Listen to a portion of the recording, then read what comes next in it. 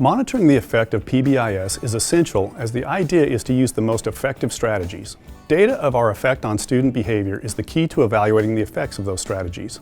There is no one correct way to collect data. Some schools use commercially available systems, such as the Swiss, because of its advanced features.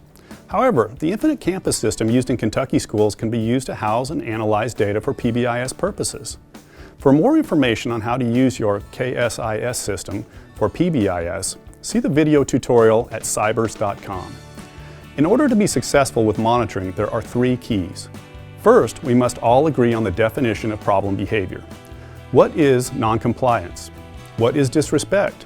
And what constitutes a fight? These are questions we must answer in order to have valid data. Second, we must create a monitoring system that is simple. As a rule of thumb, nothing related to collecting data on behavior should take more than 1% of adult time. To make this the case, we'll have to create a streamlined routine. Third, we must actually use the data and report the findings to the entire school to show how it is being used for decision making. The first step is to go back to the list of misbehaviors that was generated during the prediction activity. These behaviors need to be considered alongside the behaviors that all schools are legally mandated to collect to make sure all relevant behaviors are accounted for. The next step is to build a form for collecting data. While some schools enter data directly into a computer-based system, most schools first record on a paper form and then transfer to computer. An effective paper form contains only the information needed, requires as little effort as possible to complete, and is familiar to all adults. Note in the example here that behaviors, locations, and responses require only a check mark, making it very simple to complete. In addition, this form can be used as either a report of a problem that was dealt with by the teacher or as a referral to the office, sometimes also referred to as minor or major incidents. This distinction is important. It allows the school to track both the largest problems and report to the state, while also tracking less intensive behaviors that can be used to better predict smaller misbehaviors. It also allows the school to gather data on students who are accumulating minor misbehaviors. These students are at risk for larger failure, and this early identification can be crucial in developing effective interventions. Once data has been collected and entered into the computerized system, it can be pulled back out in graphic form to evaluate the effect of PBIS and identify new problem areas or students. This graph was pulled from a school's record to show progress on reducing office discipline referrals over a 2-year period.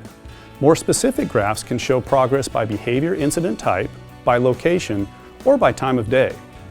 At their monthly meeting, the PBIS team uses this data to answer their 3 big questions. Are we meeting our goals? Are there any new hotspots? Are there students who have had more than our criterion number of referrals, who need to be referred for further assessment?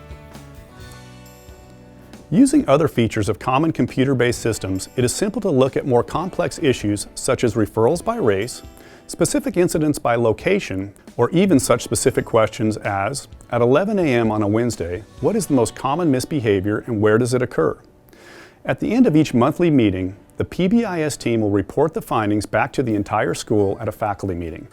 But the data should be posted in an area where all faculty and staff can take the time to see for themselves what is going on. This helps in 2 ways. First, it helps to reinforce people for data collection as they see the benefit of having this detail from their monitoring efforts. Second, this will be helpful in convincing faculty and staff of the need for revision.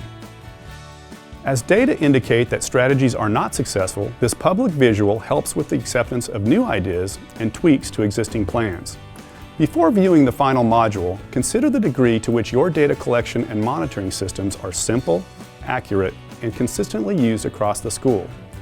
Who in your school is or can be responsible for inputting data and for graphing data for the team to use in making data-based decisions?